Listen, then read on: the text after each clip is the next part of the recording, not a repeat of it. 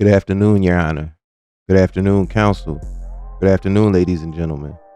Between 2007 and 2010, the defendant, Alexander Rivera, ran a sophisticated drug trafficking ring in the Kensington section of North Philadelphia. You're going to hear that his wife, Aliana Vidal, sitting right there, was his co-defendant, his partner in life, and also his partner in the drug business. The sole purpose of this organization, ladies and gentlemen, was to make money, and the defendants did this by pushing cocaine, crack, heroin, and PCP into the streets of Philadelphia. They used violence and intimidation to protect their territory and their business. You're going to hear that this trial is going to take you behind the curtain inside the illegal world of drug trafficking. You're going to find out who these defendants were. You're going to learn about the structure of their organization. You're going to learn about how this organization operated. At the top, though, was just one person, this defendant, Alexander Rivera. You will hear that every person in the organization answered to him and him alone. Now, what you just heard was the opening statements by Assistant District Attorney David Axelrod before Judge Juan Sanchez and a jury of 12 in November of 2011.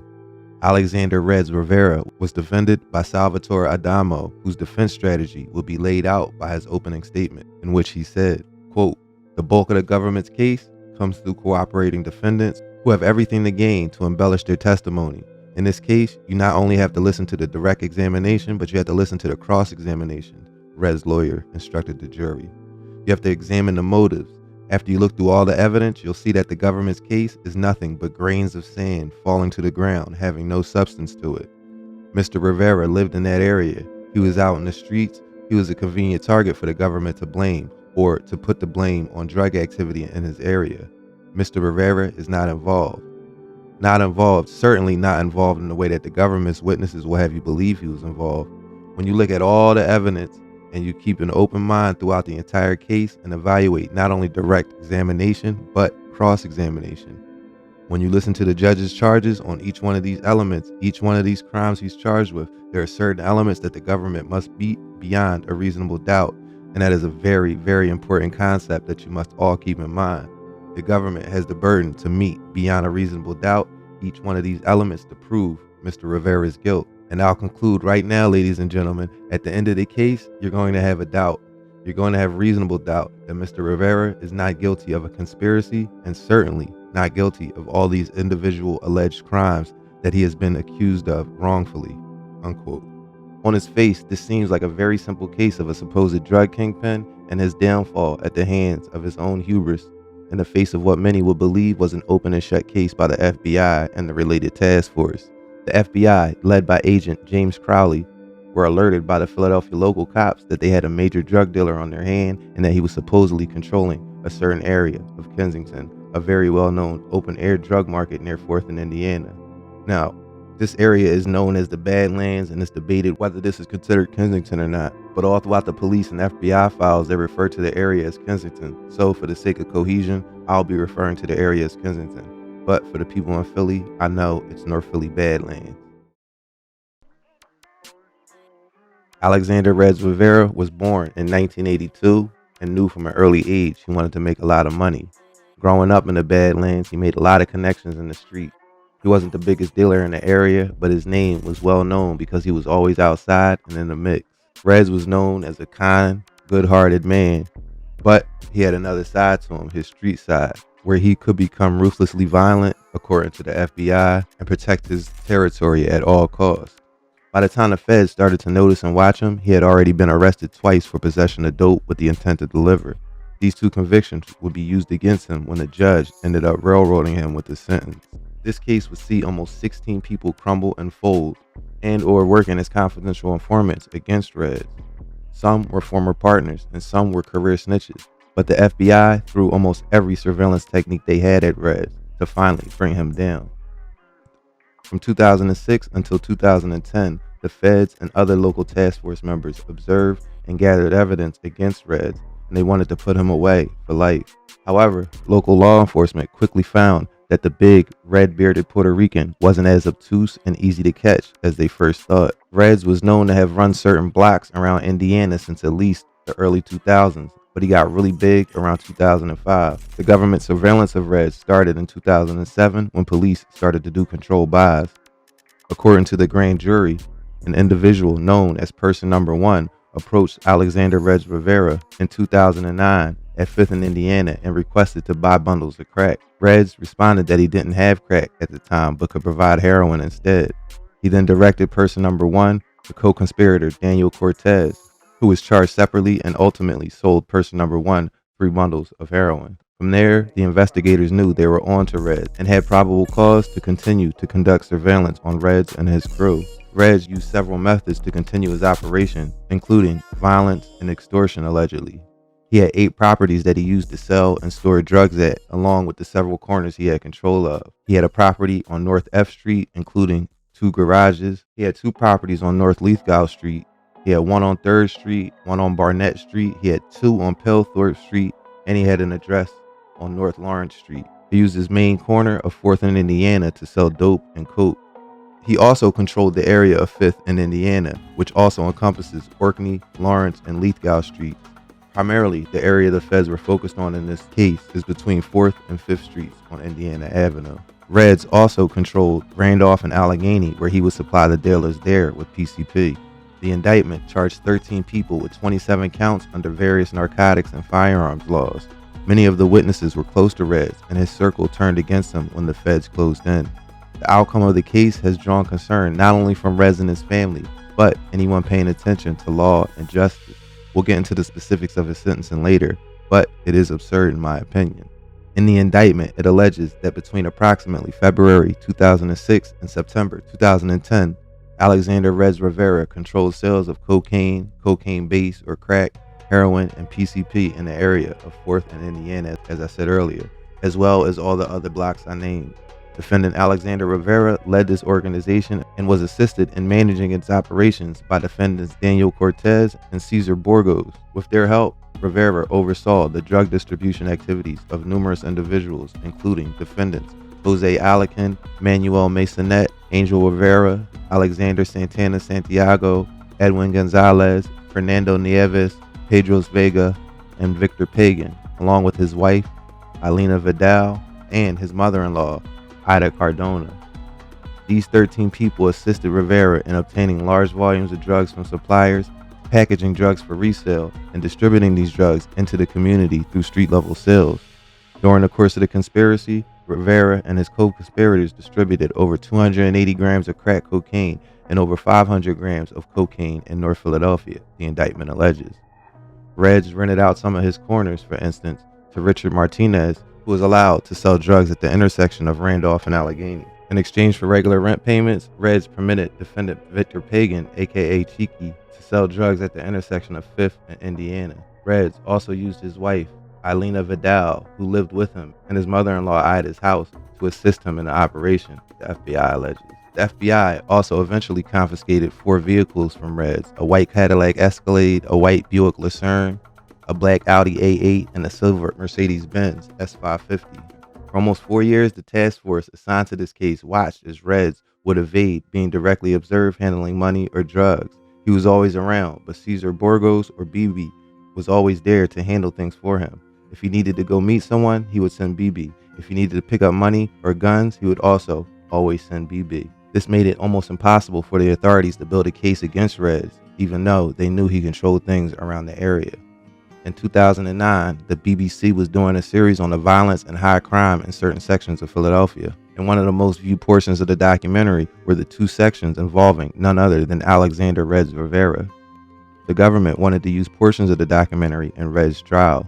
In the motion to introduce this as evidence, the government said, quote, in 2009, the British Broadcasting Corporation shot, produced, and aired a documentary called Law and Disorder in Philadelphia about law enforcement and crime in Philly. During portions of this video, the host, Luis Theroux, interviewed Rivera in 2 segments. In the first segment, the host interviews Rivera, also known as Reds, about a fight that had just occurred and Rivera's role in the incident. At the end of this segment, Rivera is arrested and interviewed by the host at the police district. One of those on the scene was Reds, a known drug lord who'd been implicated in at least 2 homicides. He was high on PCP. Right. You're a figurehead on the street in some way? Yeah, they're killing cats and everything. They're killing cats for real. They're eating the cats. Into the police. A paramedic had identified Reds as being involved in the fight between the girls. You playing? Not at all, come on. Why you playing games? I don't Reds. Why y'all playing games? Not playing games. How you doing, Reds? Look, I don't want to get recorded because I'm suing something, dog. You know why they're taking you in? No, yo, this is ridiculous. My wife fought somebody, so I left. A witness ID'd you as taking part in the assault, I think. Hell no. Hell no, I got there late. In the second segment, the host questions Rivera about selling drugs and how he makes money and whether he commits acts of violence. The government argued that, quote, the portions of law and disorder in Philadelphia where Rivera is interviewed are direct evidence of the conspiracy charged in count 1 of the superseding indictment. Back in the 24th district, I'd heard that Reds, the high-level drugs boss, had been released without charge. Man, they kept me inside for like 5 hours, man. Yeah. But you know what? I know I was coming out because I ain't did nothing wrong. How do you make your living? What? Look, real estate. We sell cars and everything, you know. If I asked one of those police what you do, what would he say? Whatever. I don't know. What they got their own opinion. Have you ever shot anyone? No, I never shot nobody. Only on envy. For a drug lord, Reds had been surprisingly friendly. In an area of chaos, he seemed to see himself as a kind of lawmaker. During the trial, the jury will hear that Rivera controlled a large swath of drug territory on Indiana Avenue in North Philadelphia and maintained control of this area through violence and threats of violence. The government will prove the crimes charged through law enforcement testimony, cooperating defendant testimony, and audio recordings of the phone calls and in-person meetings with Rivera.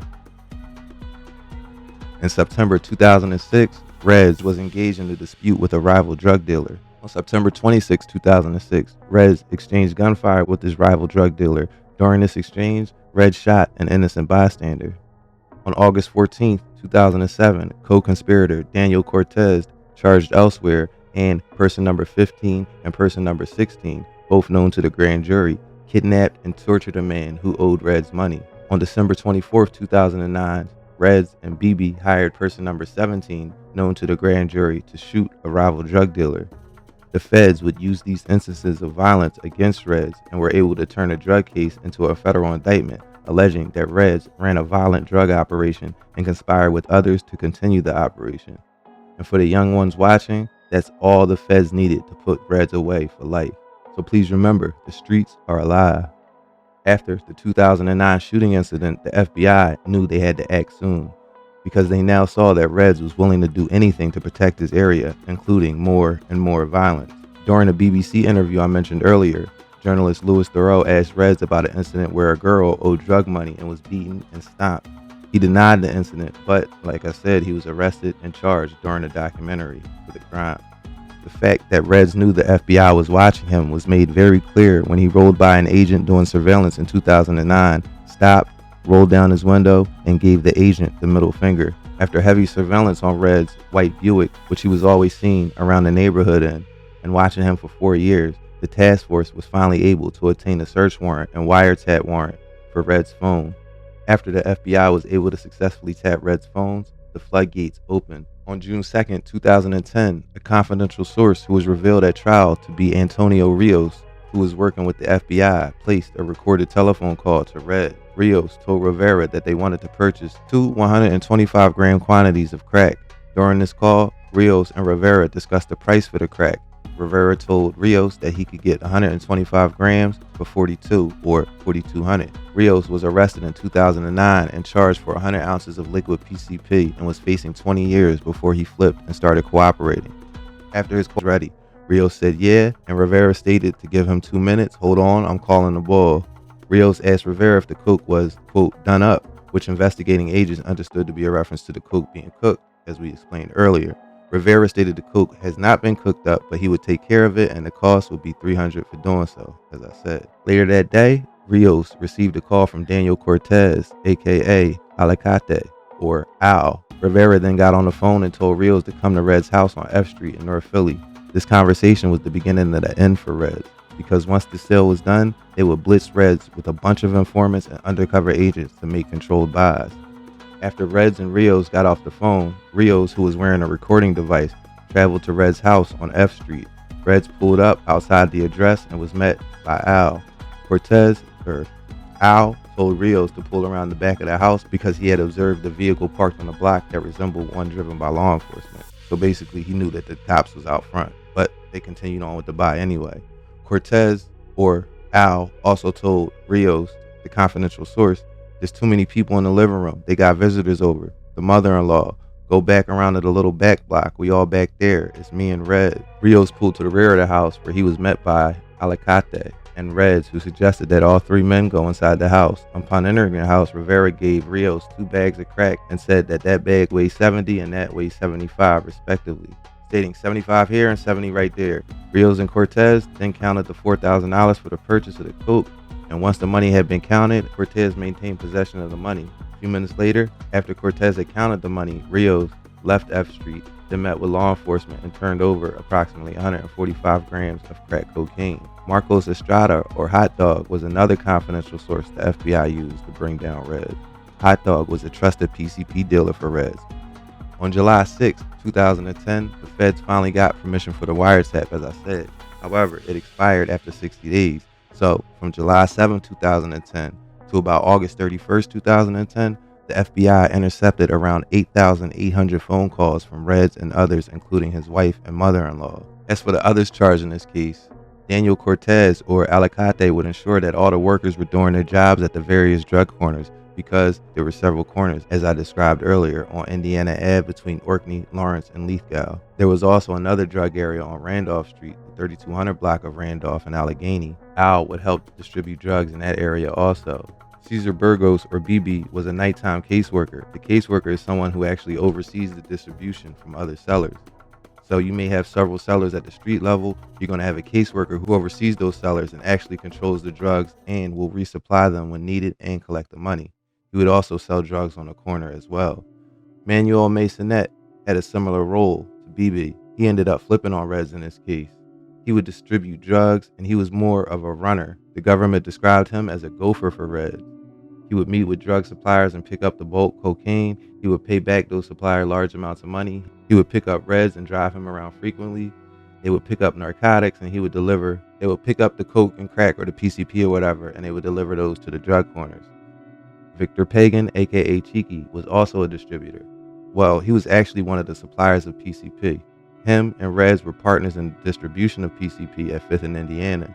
He was also the main supplier at Randolph Street, that second drug area that we talked about. On September 7, 2010, the FBI and the Philadelphia Police Department executed arrest warrants for Reds and Alicate and numerous search warrants for properties owned or controlled by Reds. In the course of executing these search warrants, law enforcement recovered large quantities of drugs, including approximately 45 grams of crack, 265 grams of coke, 1.2 grams of heroin, and 25 grams of marijuana. Law enforcement also seized 5 guns, including an SKS assault rifle, a Glock 9mm handgun, a Glock 357 caliber handgun, an HK 45 caliber handgun, and a Millennium 45 caliber handgun, a large volume magazine containing 30 rounds, and numerous rounds of loose ammunition. These search warrants also yielded seizures of extensive drug proceeds, including $20,000 in cash, a 2004 Honda 1800 motorcycle, a 2007 Mercedes-Benz, and the white Buick that he was always seen in. Finally, in a stable Rivera used to store drugs, law enforcement found 4 horses and numerous roosters who appear to have been kept and trained for cockfighting. Now, if you paid attention, 45 grams of crack and 265 grams of coke and less than 2 grams of heroin, in the grand scheme of things, doesn't seem like a lot. But that's why the FBI always usually wins these cases. They were able to combine all the controlled buys and observations of transactions to make this case way bigger than it seemed. The War on Drugs is a long-standing global initiative led by the United States aimed at curbing the illegal drug trade through a combination of prohibition, law enforcement, foreign aid, and military involvement. Popularized by President Richard Nixon in 1971, the term marked the beginning of a hardline approach that prioritized policing and criminal penalties over public health strategies. Though Nixon's original proposal included prevention and rehabilitation, the media and government focus largely centered on aggressive law enforcement.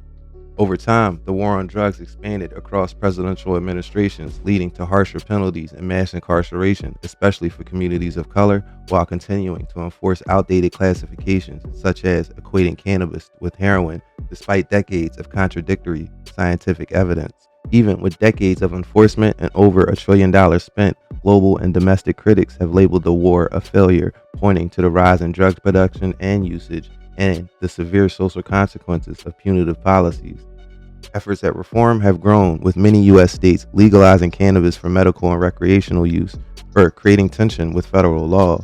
In recent years, the focus of the war on drugs has shifted to synthetic opioids like fentanyl. In 2025, under President Donald Trump, the strategy took another turn, incorporating counterterrorism tactics by designating drug cartels as foreign terrorist organizations. This move represents a significant change in how the U.S. frames and fights the war on drugs, further entrenching its militarized approach. On the flip side, the Fair Sentencing Act of 2010, signed into law by President Barack Obama, significantly reduced the sentencing disparity between crack and powder cocaine offenses in the U.S. federal justice system. Originally established by the Anti-Drug Abuse Act of 1986, the disparity mandated a 100-to-1 weight ratio, meaning much harsher penalties for crack cocaine despite its chemical similarity to powder cocaine. The Fair Sentencing Act lowered this ratio to 18-to-1 and eliminated the mandatory 5-year minimum sentence for simple possession of crack.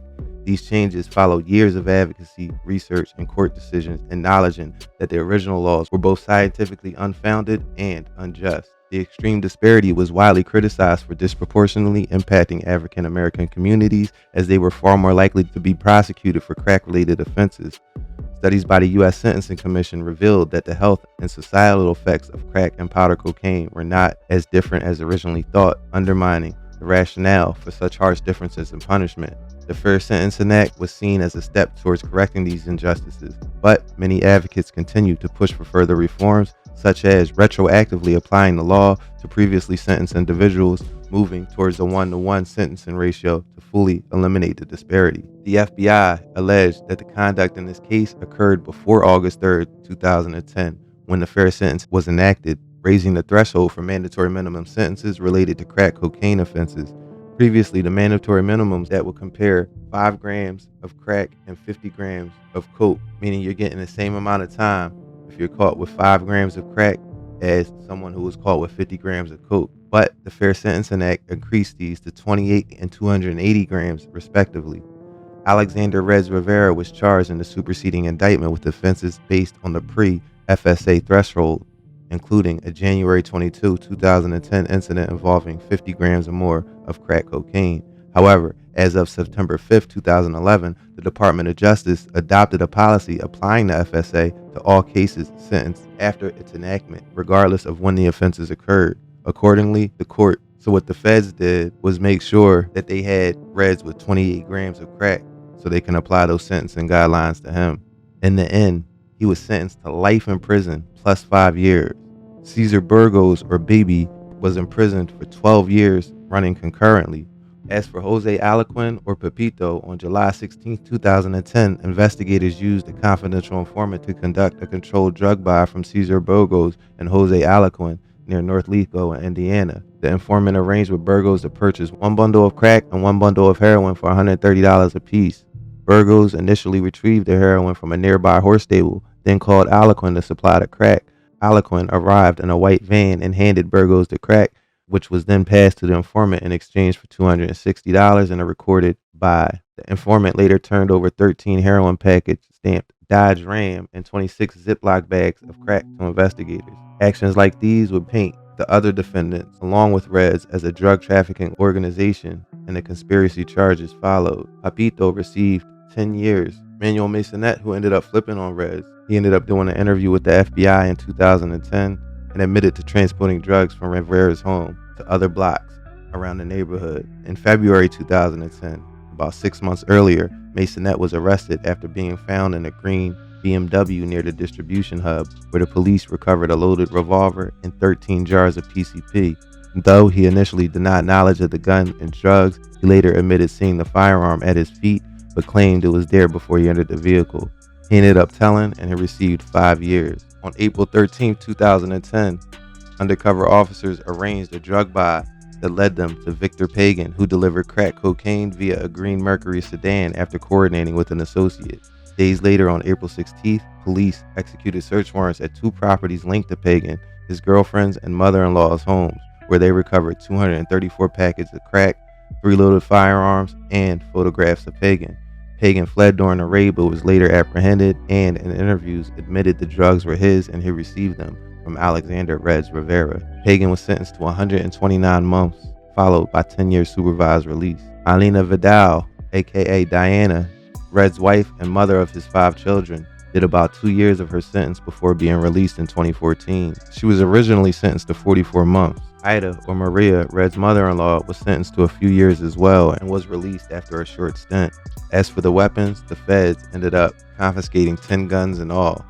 To sum it up, Reds and the 13 defendants are part of a conspiracy the government alleged, in whole or in part agreed together and with others known and unknown to the grand jury, as well as his co-defendants, to knowingly and intentionally distribute 280 grams or more of crack in violation of United States Code Section 841A, 1B1A, 500 grams or more of coke and heroin in violation of Title 21, United States Code Section 841A1B1B, and 100 grams or more of PCP in violation of Title 21, United States Code Section 841A1B1B. After Red's life sentence, he filed a motion for ineffective counsel, claiming that the government offered a 20-year plea deal, but was never informed of the offer by his lawyer, Salvatore Adamo. The court dismissed this motion, and Reds then appealed his sentence, claiming that his sentence was unjust under the Fair Sentencing Act.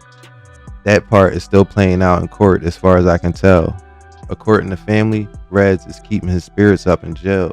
He lost close to 100 pounds and is looking a lot more healthy. If there are any more updates in this case, I'll be sure to let you guys know.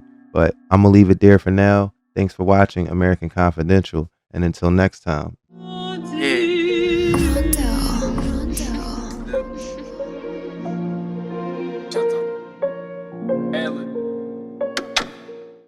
We gon' throw that Glock right on the floor and she gon' pick it up. How the fuck you try to slide and hit your folks? You better pick him up. Escobar and Sosa out this bitch. Who the fuck is these Nerf niggas claiming that it's beef?